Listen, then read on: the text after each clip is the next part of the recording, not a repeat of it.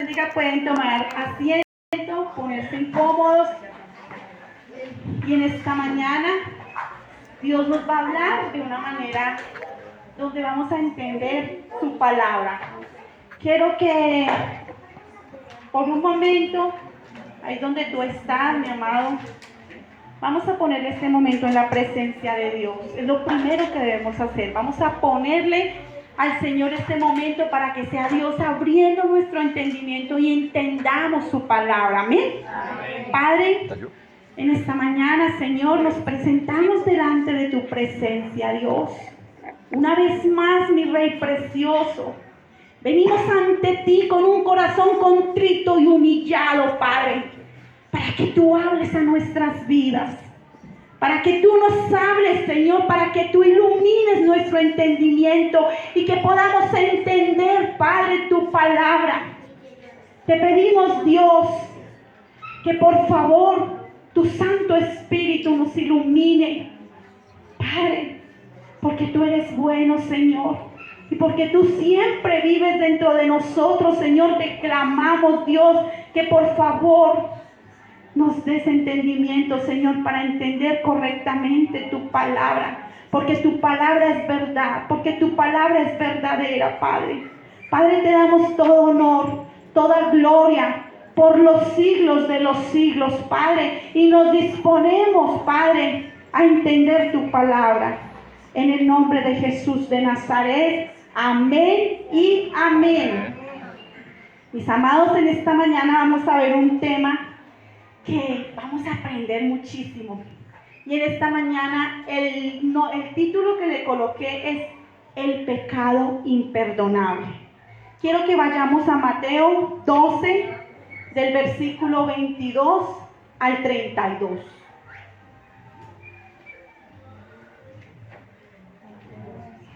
Mateo 12, versículo 22 al 32. Amén. ¿Me confirman, por favor, si ya lo tienen? Amén. Amén. Mateo 12, 22 al 32, leemos la palabra en el nombre del Padre, del Hijo y del Espíritu Santo. Y dice la palabra de Dios: entonces fue traído a él un endemoniado, ciego y mudo, y le sanó de tal manera que el ciego y mudo veía y hablaba. Y toda la gente estaba atónita y decía: ¿será este aquel hijo de David?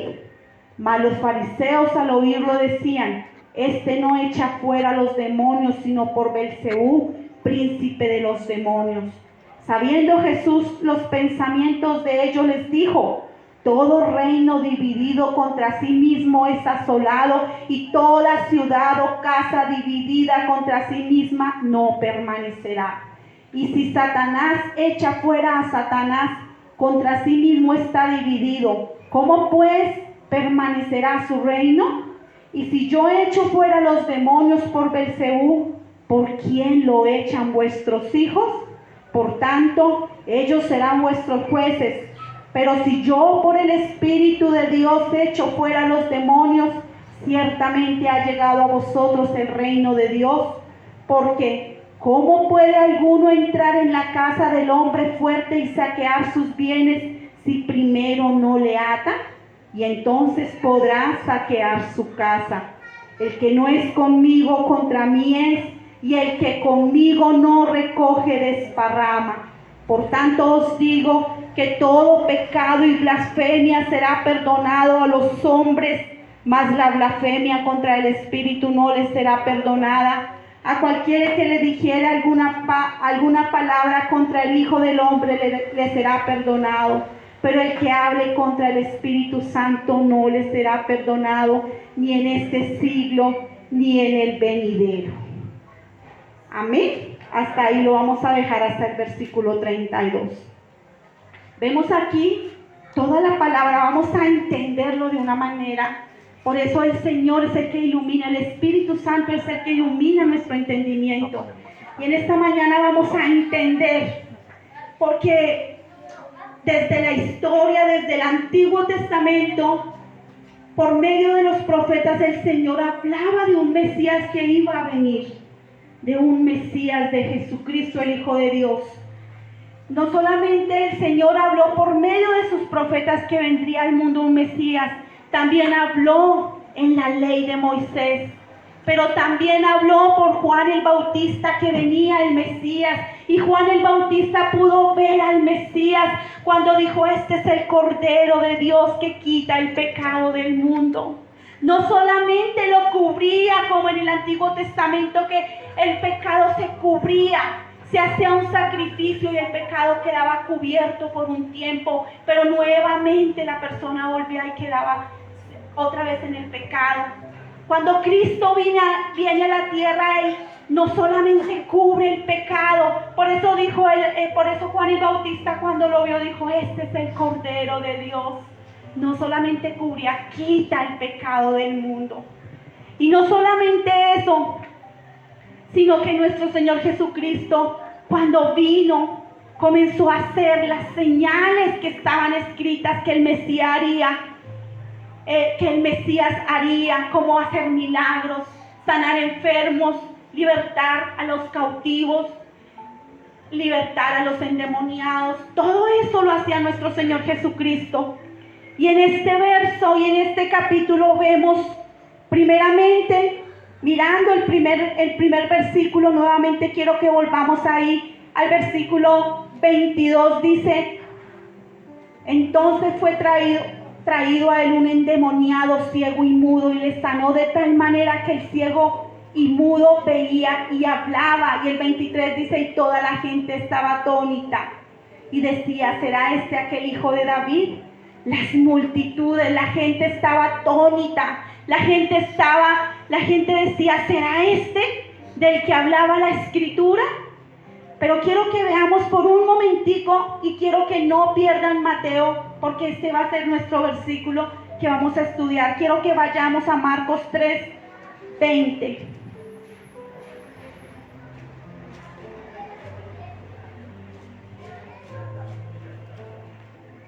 Amén.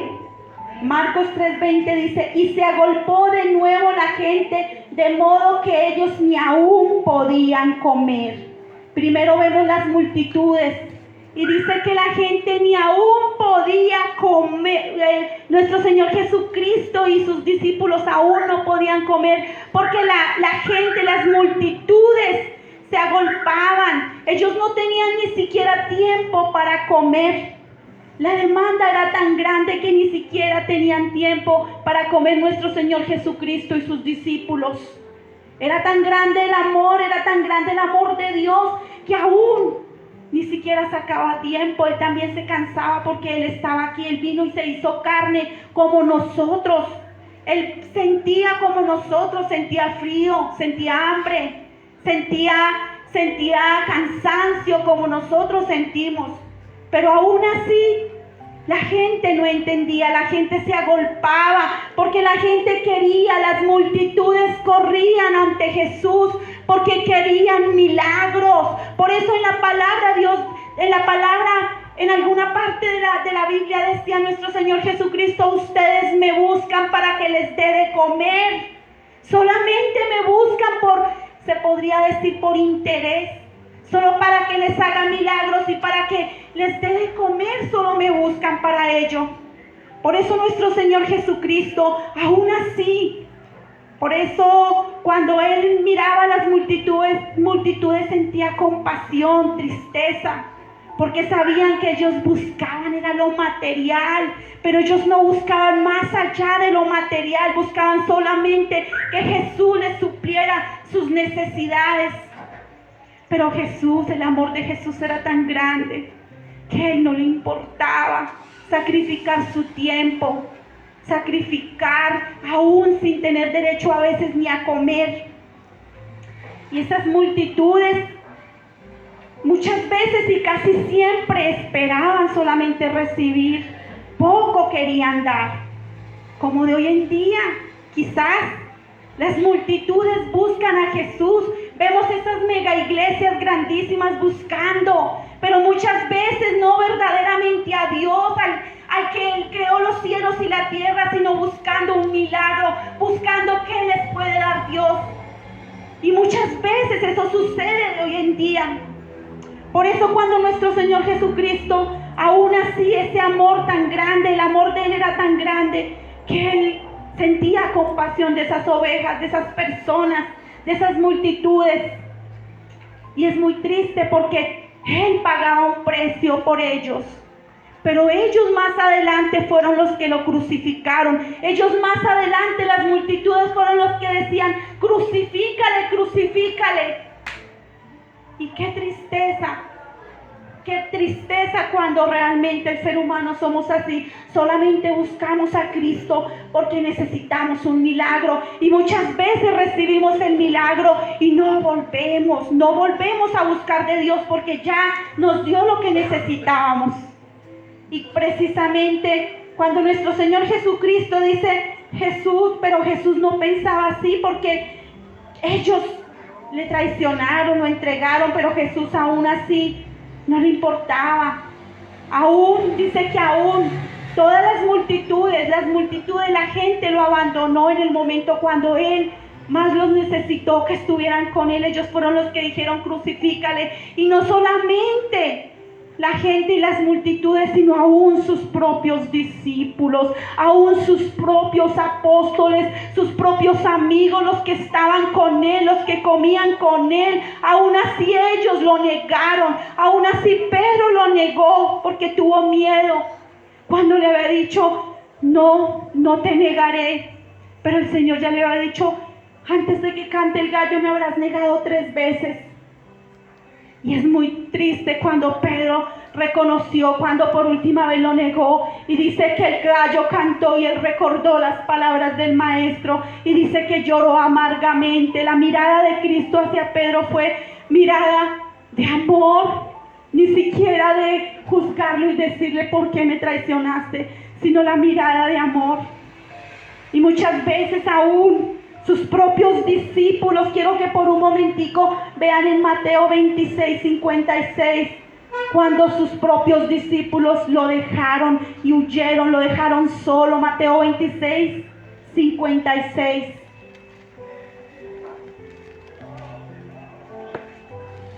Aleluya, para Él sea toda la gloria. Amén.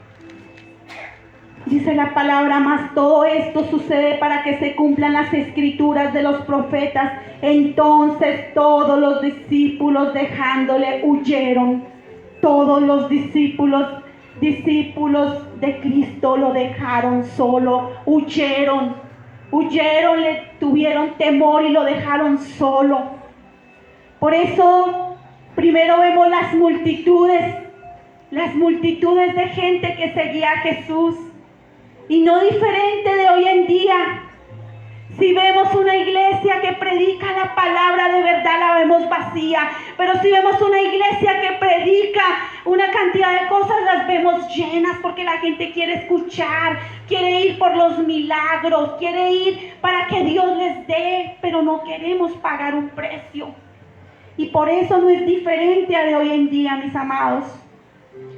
Quiero que volvamos al texto donde comenzamos, Mateo 12. Quiero que vayamos al versículo 24, Mateo 12, 24.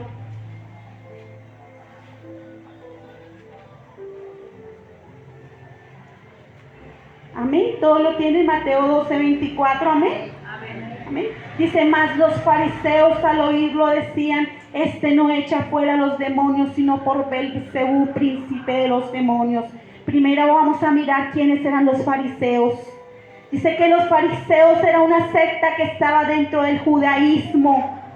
Estos hombres, estos fariseos, son observadores estrictos de los rituales de la ley. Ellos son observadores, ellos quieren que todo se cumpla al pie de la letra, pero lo externo.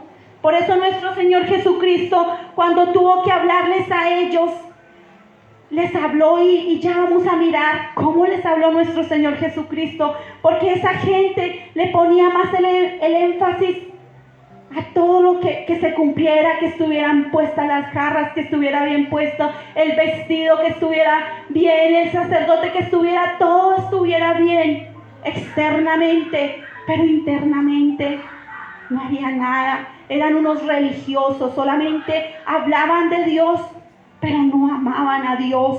Y yo quiero que vean cómo nuestro Señor Jesucristo les dijo a estos hombres, a estos fariseos. Quiero que lo veamos ahí en Mateo 23:13.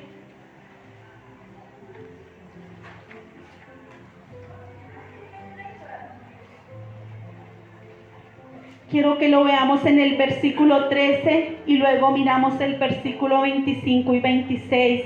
Aunque todo este capítulo habla acerca cuando Cristo les habla a los fariseos, pero vamos a mirar solamente estos versículos porque siempre son larguitos. Entonces vamos a mirar solamente Mateo 23:13.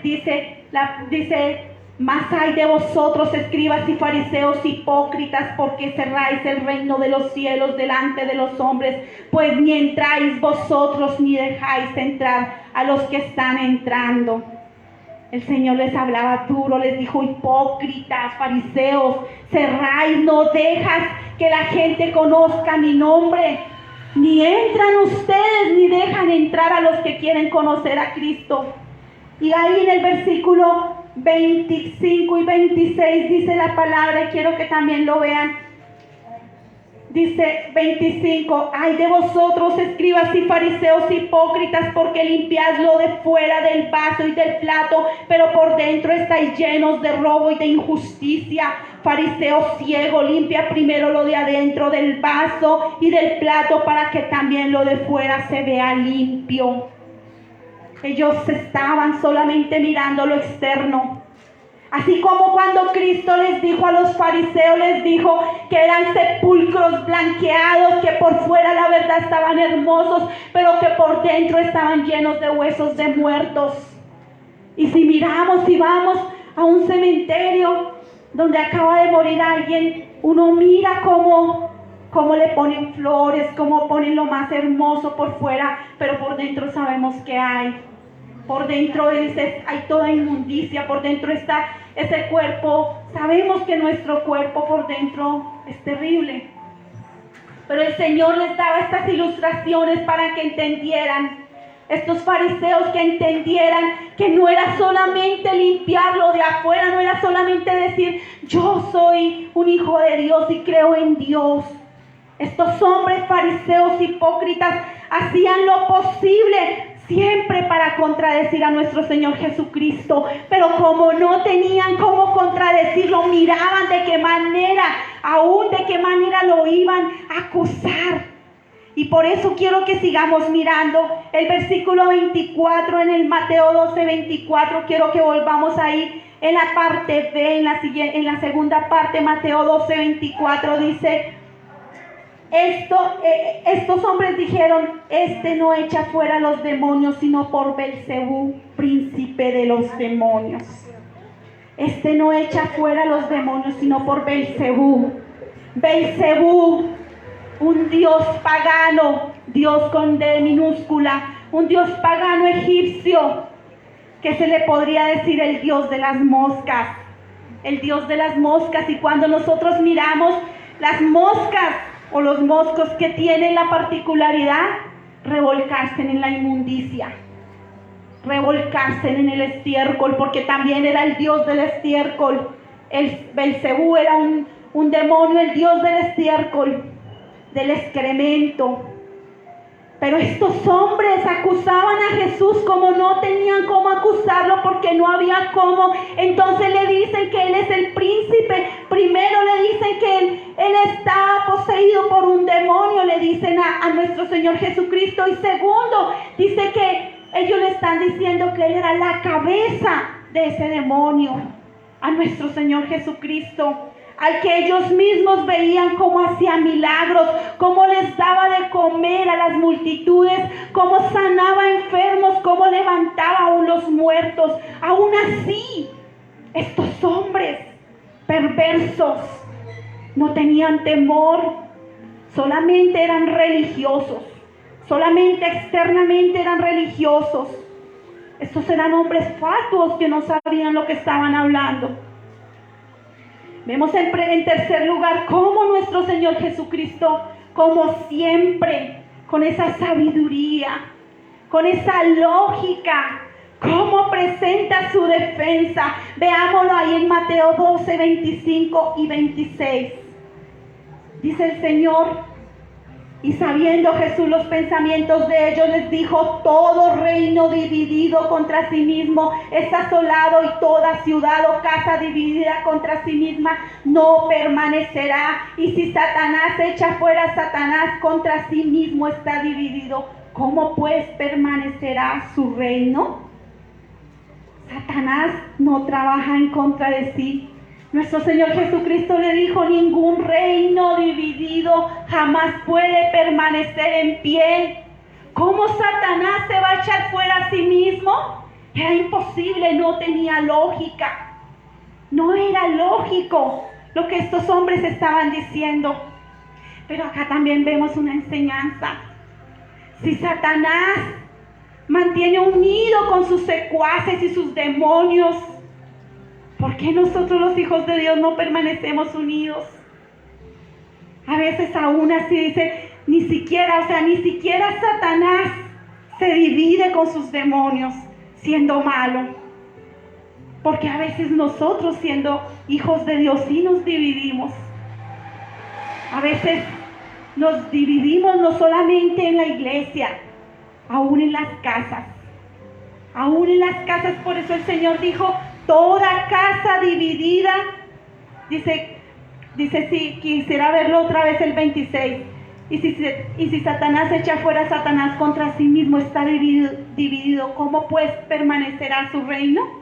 En el 25 era donde decía que todo reino dividido contra sí mismo es asolado, y toda ciudad o casa dividida contra sí misma no permanecerá. Una casa dividida se cae. Un hogar dividido se destruye.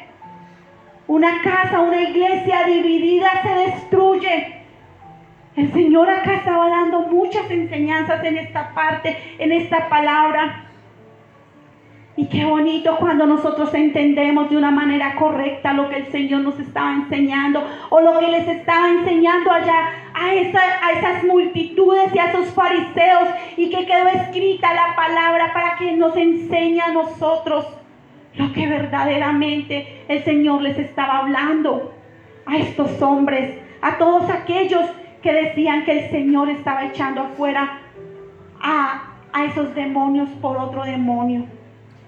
Pero vemos en cuarto lugar que Jesús les habla irónicamente para que ellos entiendan. Veamos el versículo 27, lo que dice el Señor: y si yo echo fuera los demonios por Belcebú, ¿por quién lo echan vuestros hijos?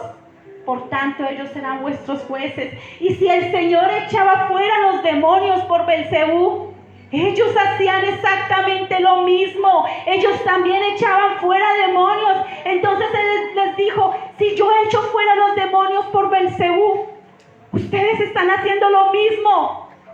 En cierto modo, ustedes mismos se están condenando, porque ustedes mismos hacen exactamente lo que yo hago. Porque esta secta hacía liberaciones, hacía exactamente lo que hacía el Señor Jesús. Y por eso el Señor les dice: y si yo echo, les habló de una manera irónica, si yo echara a los demonios por Belcebú, bueno, digamos que sí, entonces, ¿ustedes por quién los echan? Y dice: vuestros hijos serán vuestros jueces. Porque si ellos decían que lo hacían por el Señor, por el dedo de Dios, tendrían que reconocer que Cristo lo estaba haciendo por el Dios, el que creó los cielos y la tierra. Pero si ellos decían: lo hacemos igual que usted, ellos mismos se estaban condenando. El Señor siempre hablando de manera lógica y de manera sabia. Y dice, pues realmente cuando nosotros entendemos todo esto, dice: pues sus hijos serían quien los juzgarían por hacer milagros por Belcebú. Por eso dice que más adelante dice: vuestros hijos serán vuestros jueces, si ustedes lo estuvieran haciendo por Belcebú, como lo estaban juzgando a nuestro Señor Jesucristo. Pero vemos en quinto lugar que dice el Señor en el versículo 28 y 29 del capítulo 12 de Mateo. Quiero que nuevamente estén ahí, Mateo 12, 28 y 29, para que sigamos entendiendo la palabra. Dice, pero si yo por el Espíritu de Dios echo fuera los demonios, ciertamente ha llegado a vosotros el reino de Dios. Dice, porque ¿cómo puede alguno entrar a la casa del hombre fuerte y saquear sus bienes si primero no le ata? Entonces podrá saquear su casa. Y sabemos que cuando nuestro Señor Jesucristo vino a la tierra, se hizo hombre, se cumplió la profecía que vendría y se haría hombre, se haría carne. Él vino y Él vino a arrebatar lo que era de Él. Él vino a entregar su vida. Él invadió el reino de las tinieblas precisamente para quitarle lo que era de Él, para arrebatarnos a nosotros. Y por eso dice que Él cumplió. Yo quiero que lo veamos por un momentico. Él despojó a los principados y a las potestades. Quiero que vayamos a Colosenses 2:15. Quiero que lo vean sin perder Mateo. Colosenses 2:15.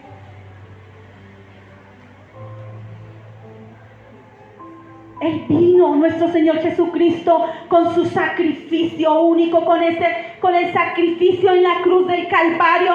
Dice que ahí en el versículo 2:15 dice, y despojando a los principados y a las potestades, los exhibió públicamente, triunfando sobre ellos en la cruz.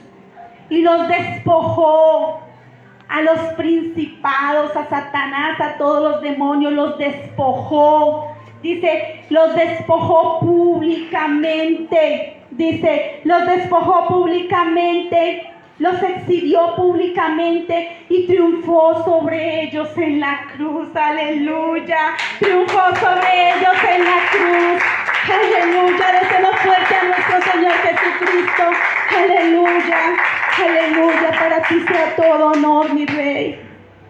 Con ese sacrificio Él triunfó. Nuestro Señor Jesucristo vino y triunfó y arrebató lo que somos nosotros. Él le arrebató las almas al diablo, porque el diablo, por eso es que acá la palabra nuevamente, cuando dice que como un hombre fuerte puede entrar a robar si primero no le ata, era necesario que el Señor viniera y lo despojara a Satanás. Aleluya. Y quiero que veamos por un momento, porque Satanás es padre de mentira y él siempre está engañando. Y quiero que veamos cómo es que Satanás ciega el entendimiento. Por un momento quiero que vayamos a 2 Corintios 4:4.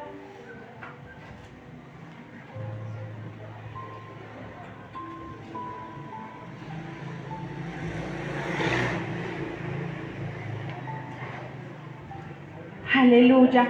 Dice, en los cuales el Dios de este siglo cegó el entendimiento de los incrédulos, para que no les resplandezca la luz del Evangelio de la gloria de Cristo, el cual es la imagen de Dios. En el cual el Dios de este siglo, sabemos que el Dios de este siglo dice que Satanás es el príncipe de los aires, de la potestad de los aires. Dice, él cegó el entendimiento. Él cegó el entendimiento para que la gente no le crea a Dios, para que no le resplandezca la luz del Evangelio, para que la gente... Es una ceguera espiritual.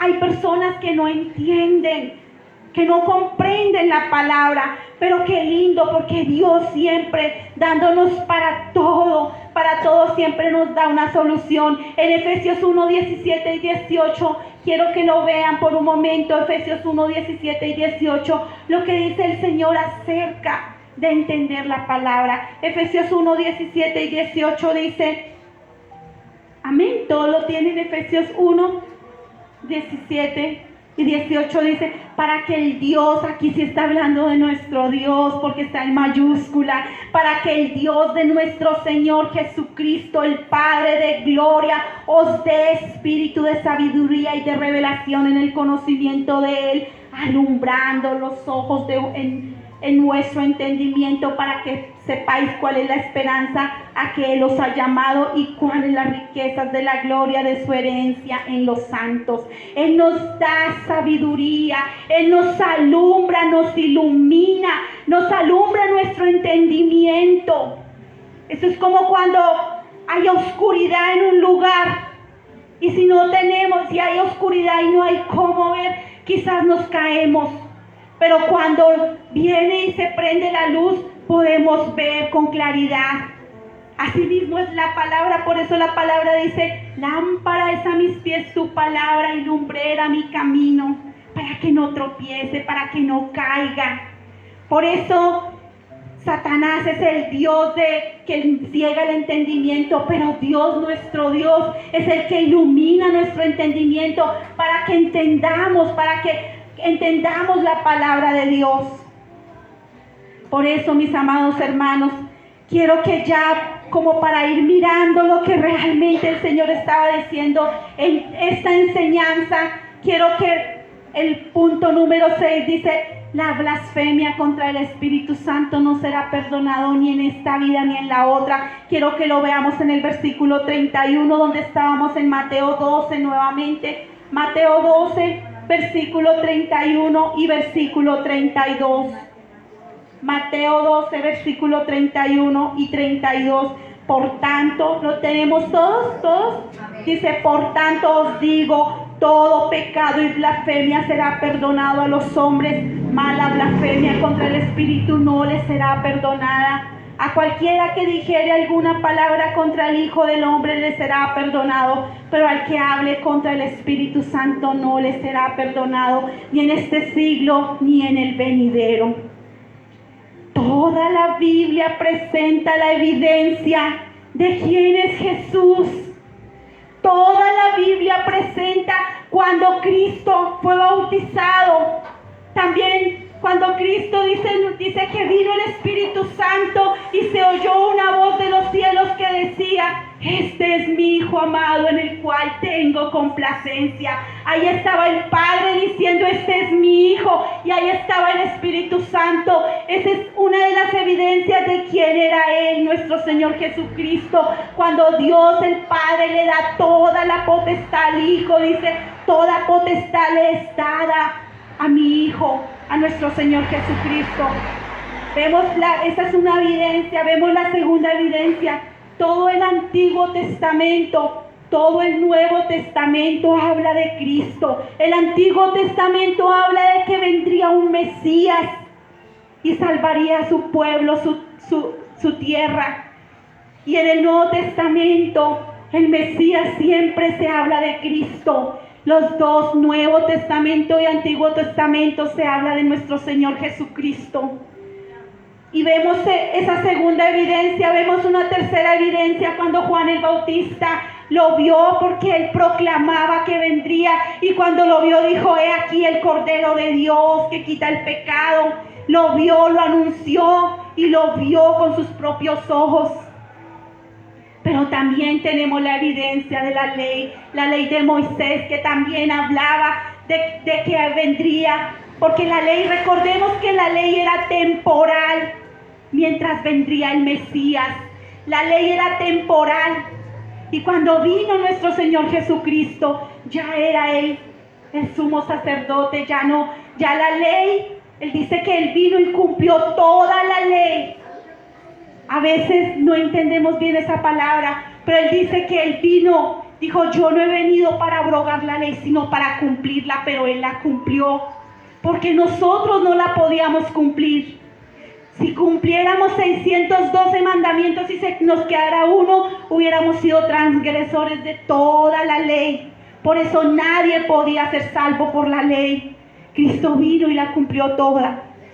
Y por ello, lo último y la última de las evidencias eran las obras que Jesús hizo por medio del Espíritu Santo. Sanó enfermos, libertó cautivos, levantó muertos, sanó, le dio vista a los ciegos, le dio a los mudos que hablaran, les daba a los pobres, les daba de comer, multiplicaba los peces. Todo lo que hizo, las obras que Él hizo, todas las evidencias que Él hizo, nuestro Señor Jesucristo. Los fariseos estaban al frente mirando lo que Jesús estaba haciendo, y por todo lo que había, por todas las evidencias, era evidentemente Él era el Mesías. Pero aún así no le creyeron, aún así lo rechazaron. Aún así rechazaron el testimonio final que Él era el Hijo de Dios y le atribuyeron esa obra a Satanás. Pero como conclusión, ¿quieren saber cuál es el pecado imperdonable? ¿Quieren saber cuál es la blasfemia imperdonable? ¿Quieren saber? La incredulidad. Por eso este pecado no será perdonado ni en esta vida ni en la venidera. Toda persona que no ha creído en Cristo no será perdonado. La blasfemia contra el Espíritu Santo, la blasfemia, la verdadera blasfemia es la incredulidad. Y estos hombres fueron incrédulos. Por eso, mis amados hermanos, toda persona que no cree en Cristo, que no lo ha recibido en su corazón o que no cree en su palabra, quizás muchos dicen: yo hice la oración de fe, yo soy un hijo de Dios. No solamente es hacer la oración de fe, es cumplir esta palabra, porque aquí está escrito nuestro Señor Jesucristo. Toda la Biblia se trata de Él. Todo aquel que no cree en esta palabra por eso dice, es el pecado imperdonable, el no creer en Cristo. Esa es la verdadera blasfemia, esa es la verdadera, lo que no tiene perdón. Mis amados, quiero que se pongan sobre sus pies. Vamos a decirle al Señor que muchas gracias por lo que nos ha enseñado en esta mañana. Digámosle, si de pronto no hemos creído en Él, digámosle que nos renueve desde lo más profundo de nuestro ser, que renueve nuestro cuerpo, alma, ser, para poder entenderle, para poder buscarle, para poder ser llenos de su presencia, Señor. Oh Señor, Padre, queremos decirte con todo nuestro corazón que nos renueve, que nos limpie. Oh Señor,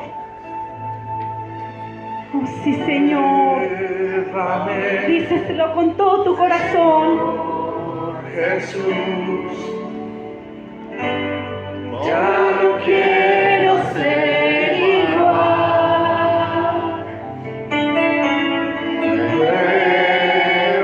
Renuévame, Señor Jesús, pon en mí tu corazón. Díselo. Porque todo lo que hay dentro de mí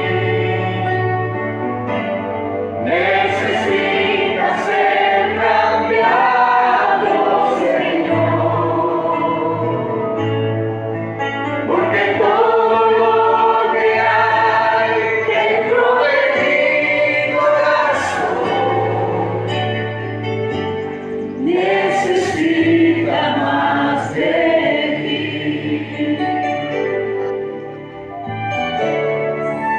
Sí, Señor.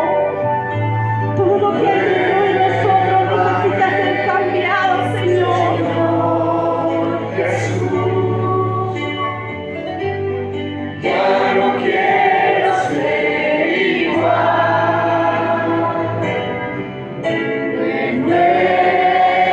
Renuévame, Señor Jesús, Dile de todo tu corazón, pon en mí tu porque corazón. necesitas ser renovado. Porque todo lo que hay dentro de mí Si tú lo crees, dile. necesita ser cambiado, Si tú necesitas de Cristo, díselo. porque todo